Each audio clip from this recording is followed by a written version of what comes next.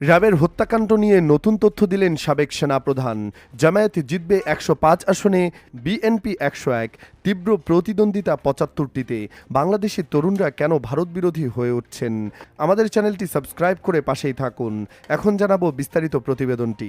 মাত্র ১০,০০০ টাকার বিনিময়ে র্যাবের বিচার বহির্ভূত হত্যাকাণ্ডের কথা ট্রাইব্যুনালে জানিয়েছেন সাবেক সেনাপ্রধান ইকবাল করিম ভূঁইয়া। ১০৪ জনকে গুম করে হত্যার মামলায় আন্তর্জাতিক অপরাধ ট্রাইব্যুনালে দ্বিতীয় দিনের সাক্ষ্য গ্রহণে এসব তথ্য দেন তিনি। এ সময় কাঠগড়ায় বসে সম্পূর্ণ সাক্ষ্য কাগজে কলমে লিখেছেন এ মামলার আসামি সাবেক সেনা কর্মকর্তা জিয়াউল আহসান।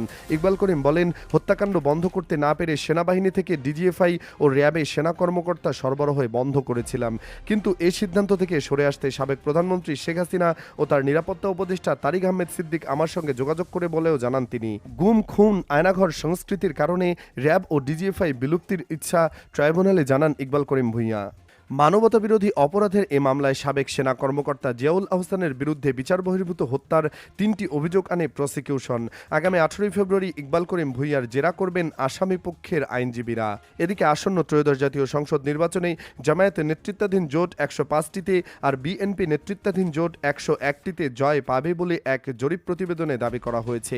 সকালে রাজধানীর পুরনো পল্টনে first hotel international institute of law and diplomacy নামের একটি সংস্থা এই প্রাক নির্বাচনী জনমত জরিপ প্রকাশ করে। জনমত জরিপে দেখা যায় জামায়াতের নেতৃত্বাধীন ১১ দলীয় জোট ১০৫টি সংসদীয় আসনে জয় পাবে, বিএনপি নেতৃত্বাধীন জোট জয় পাবে ১০১টিতে, অন্যান্যরা পাবে ১৯টি আসন আর প্রতিদ্বন্দ্বিতা হবে ৭৫টি আসনে। প্রতিষ্ঠানটির জরিপ অনুযায়ী বিএনপি নেতৃত্বাধীন জোট ও বাংলাদেশ জামায়াতে ইসলামের নেতৃত্বাধীন ১১ দলীয় জোটের ভোটের ব্যবধান মাত্র ০.২%। জরিপে অংশগ্রহণকারীদের বিএনপি নেতৃত্বাধীন জোটকে ভোট দেবেন ৪৪.১% ভোটার, ৪৩.৯% জামায়াত নেতৃত্বাধীন ১১ দলীয় নির্বাচনী সমঝোতার জোটকে ভোট দেবেন। সর্বশেষ ভোটে বিএনপির জোট এগিয়ে থাকলেও সামনে এগিয়ে জামায়াত জোট। জরিপে ১০৫ আসনে নিশ্চিত বিজয় জামায়াত জোট, ১০১ আসনে বিএনপি জোট এবং তীব্র প্রতিদ্বন্দ্বিতা হবে ৭৫ আসনে বলে জরিপে উঠে এসেছে।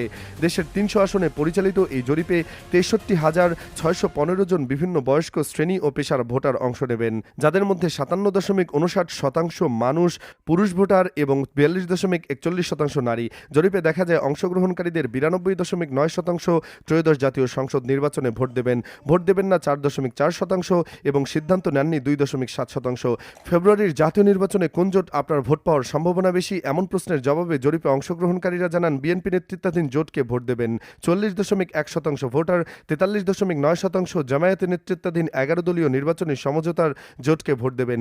এখন পর্যন্ত সিদ্ধান্ত নেননি ৬.৫% ভোটার, অন্যান্য দলকে ভোট দেবেন ৩.৮% ভোটার এবং জাতীয় পার্টির নেতৃত্বাধীন জোটকে ভোট দেবেন ১.১% ভোটার। জরিপ বিশ্লেষণে দেখা যায় সর্বমোট ভোটে বিএনপি জোট এগিয়ে থাকলেও আসনে এগিয়ে জামায়াত জোট। জরিপে ১০৫ আসনে নিশ্চিত বিজয় জামায়াত জোট, ১০১ আসনে বিএনপি জোট। এছাড়া ৭৫ আসনে তীব্র প্রতিদ্বন্দ্বিতা হবে বলে জরিপে উঠে এসেছে। সেই সঙ্গে অন্যান্য দলের ১৯টি আসনে বিজয় নিশ্চিত করছে প্রতিষ্ঠানটি। শফিউল আলম জানান, ১০% বেশি যেসব আসনে ভোটের ব্যবধান সেসব আসনকে নিশ্চিত বিজয় হিসেবে ধরা হয়েছে। সেই সঙ্গে ১০% নিচে যেসব আসনে ভোটের ব্যবধান সেসব আসনকে তীব্র প্রতিদ্বন্দ্বিতা হিসেবে ধরা হয়েছে।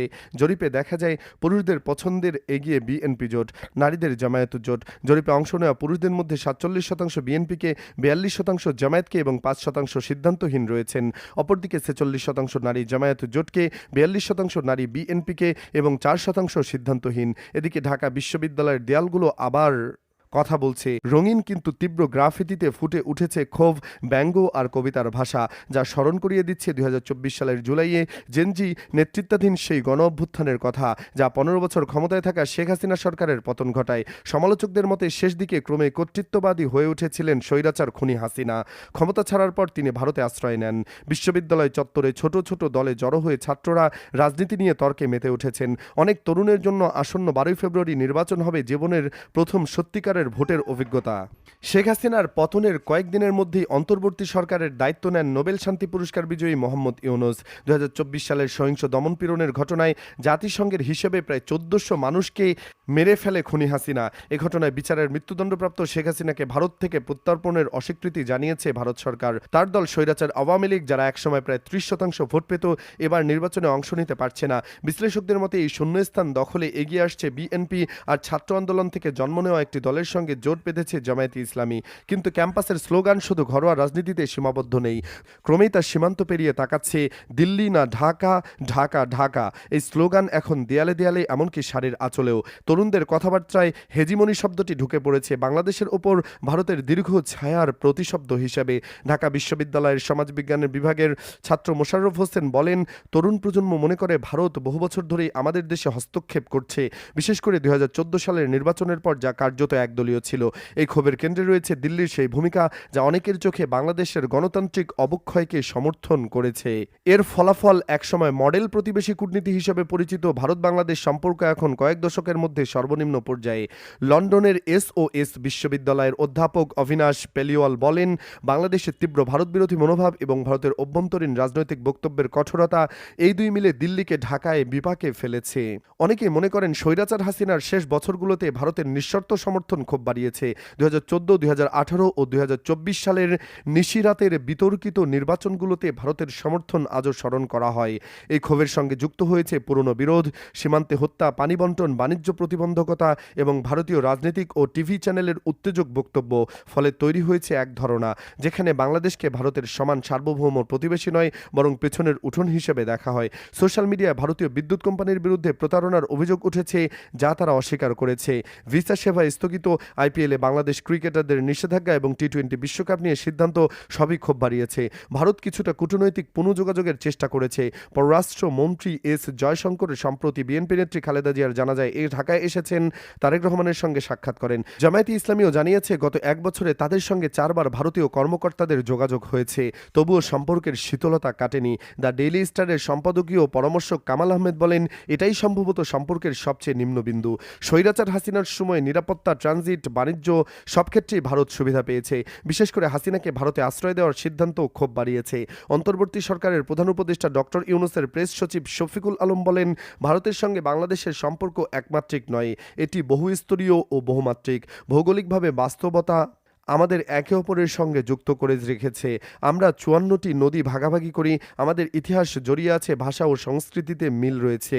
প্রতিদিন হাজার হাজার মানুষ সীমান্ত পেরিয়ে যাতায়াত করে, এই বাস্তবতাকে অস্বীকার করার কোনো সুযোগ নেই। কিন্তু একই সঙ্গে এটাও সত্য যে সাম্প্রতিক সময়ে বাংলাদেশের জনগণের মধ্যে ভারতের প্রতি মনোভাব উল্লেখযোগ্যভাবে কঠোর হয়েছে। মানুষ যখন প্রশ্ন করে গত 15 বছরে তারা কেন অবাধ ও সুষ্ঠু ভোটাধিকার থেকে বঞ্চিত ছিল, তখন অনেকেই মনে করেন শেখ হাসিনার কর্তৃত্ববাদী শাসন ভারতের সমর্থনেই টিকেছিল। 2024 সালের সহিংসতায় শত শত তরুণ নিহত হওয়ার পর শেখ হাসিনা ভারতে পালিয়ে যাওয়া এবং সেখানে তাকে কার্যত একজন রাষ্ট্রপ্রধানের মতো মর্যাদা দেওয়ার ধারণা সাধারণ মানুষের ক্ষোভকে আরও গভীর করে তুলেছে। এই অনুভূতিটা খুবই বাস্তব এবং এটাকে উপেক্ষা করা যাবে না। একই সঙ্গে আমি এটাও বলতে চাই, ভারতীয় কিছু গণমাধ্যম বাংলাদেশের সংখ্যালঘু নির্যাতন নিয়ে যে ধরনের প্রতিবেদন দিচ্ছে তার বড় একটি অংশ বাস্তবতার সঙ্গে সঙ্গতিপূর্ণ নয়। বিচ্ছিন্ন কিছু ঘটনা ঘটেছে যা আমরা অস্বীকার করছি না, কিন্তু সেগুলোকে সাম্প্রদায়িক সহিংসতা হিসেবে তুলে ধরা একটি ব্যাপক বিভ্রান্তিমূলক প্রচারণার অংশ। আমি ভারতীয় সাংবাদিকদের আহ্বান জানাবো, বাংলাদেশে এসে নিজের চোখে দেখুন, মানুষের সঙ্গে কথা বলুন, কি ঘটেছে তা সরাসরি বোঝার চেষ্টা করুন। বর্তমানে ডক্টর ইউনূসের বিশেষ সহকারী হিসেবে দায়িত্ব পালনকারী আলী রিয়াজের মতে সম্পর্কটি ধীরে ধীরে একটি দেশ সম্পর্ক থেকে ব্যক্তি বা দলকেন্দ্রিক সম্পর্কে পরিণত হয়েছিল। পানি ও সীমান্ত ইস্যু এই অসমতা আরও স্পষ্ট করেছে। বিশিষ্ট রাষ্ট্রবিজ্ঞানী এবং ডক্টর ইউনূসের বিশেষ সহকারী হিসেবে দায়িত্ব পালনকারী রিয়াজ বলেন, সম্পর্কটা ধীরে ধীরে একটি দেশ থেকে সম্পর্ক থেকে ব্যক্তি এবং দলকেন্দ্রিক সম্পর্কে পরিণত হয়েছিল। পানি ও সীমান্ত ইস্যু এই অসমতা আরও স্পষ্ট করেছে। বাংলাদেশের জনগণ মনে করছে তাদের গণতান্ত্রিক আকাঙ্ক্ষা উপেক্ষা করে একটি নির্দিষ্ট শাসন ব্যবস্থাকে টিকিয়ে রাখাকে অগ্রাধিকার দেওয়া হয়েছিল। পানি বণ্টনের প্রশ্নে সম্পর্কের এই অসমতা আরও স্পষ্ট হয়। যখন এক পক্ষের হাতে নিয়ন্ত্রণ থাকে তখন সম্পর্ক স্বাভাবিকভাবে শ্রেণীবদ্ধ ও অসম হয়ে পড়ে। একইভাবে সীমান্তে হত্যাকাণ্ড বাংলাদেশের মানুষ কেবল একটি নিরাপত্তা ইস্যু হিসেবে দেখ, এটি তাদের কাছে এই প্রশ্ন তুলে, ভারতীয় রাষ্ট্র ব্যবস্থা বাংলাদেশিদের জীবনের মূল্য কিভাবে বিবেচনা করে। তিনি বলেন, তবুও আমি মনে করি এই সম্পর্ক ভেঙে পড়েনি। ভূগোল, ইতিহাস এবং সামাজিক বাস্তবতা দুই দেশকে একে অপরের সঙ্গে বেঁধে রেখেছে, কিন্তু সম্পর্ক পুনর্গঠন করতে হলে পুরনো অভ্যাস অর্থাৎ নির্দিষ্ট মধ্যস্থতাকারী বা পছন্দের রাজনৈতিক শক্তির মাধ্যমে ঢাকা ম্যানেজ করার প্রবণতা পরিত্যাগ করতে হবে। সম্মান, সমতা ও বাস্তবতাকে স্বীকার করাই হতে হবে নতুন সম্পর্কের ভিত্তি। বাণিজ্যেও প্রভাব পড়েছে। $13.5 বিলিয়ন দ্বিপাক্ষিক বাণিজ্য আর বাড়তে পারত যদি রাজনৈতিক উত্তেজনা না থাকতো। তবু সাধারণ মানুষের স্তরে বিষয়টি এত সহজ নয়। ইনকিলাব মঞ্চের কর্মী ফাতিমা তাসনিম জুনা বলেন, ভারত সরকার আমাদের বিরোধী হতে পারে, কিন্তু মানুষ তো মানুষই। তিনি আরও বলেন, ভারতের নাম শুনলেই আমার প্রথম অনুভূতি শত্রুরা, কিন্তু এই শত্রুতা মানুষের প্রতি নয়। যখন আমি ভারতীয় মানুষদের কথা ভাবি তখন সেই অনুভূতিটা আর কাজ করে না। আমি নিজে একটি হিন্দু অধ্যুষিত এলাকায় বড় হয়েছি। সমস্যাটা কাঠামোর সঙ্গে, সরকারের সঙ্গে, ক্ষমতার ব্যবস্থার সঙ্গে। আমরা যেটার বিরোধিতা করি সেটা ভারতীয় জনগণ নয়, বরং রাষ্ট্রনীতি। বিএনপি চেয়ারম্যান তারেক রহমানের উপদেষ্টা মাহদি আমিন বলেন, ভারত এই অঞ্চলের বড় রাষ্ট্র, কিন্তু দেশ যত বড় তার দায়িত্ব তত বেশি। ভারত বাংলাদেশ সম্পর্ক পুনর্গঠন করা সম্ভব, কিন্তু সেটি হতে হবে জনগণের ইচ্ছার সামঞ্জস্য রেখে। কেবল ক্ষমতাসীন গোষ্ঠী বা নির্দিষ্ট রাজনৈতিক শক্তির সঙ্গে বোঝাপড়া করে নয়, বরং বাংলাদেশের মানুষের সঙ্গে সম্পর্ক গড়ে তুলতেই পারস্পরিক আস্থা ফিরতে হবে। জামায়াতে ইসলামীর সহকারী সেক্রেটারি জেনারেল এহসানুল মাহবুব জুবায়ের বলেন, উভয় দেশের দায়িত্বে থাকা ব্যক্তিরা যদি আন্তরিকভাবে কাজ করেন, বর্তমান বাস্তবতা মেনে নেন এবং একে অপরের সঙ্গে পারস্পরিক শ্রদ্ধা ও মর্যাদার আচরণ করেন, তাহলে একটি গঠনমূলক সম্পর্ক সম্ভব। এতক্ষণ আমাদের সাথে থাকার জন্য আপনাদের সবাইকে ধন্যবাদ।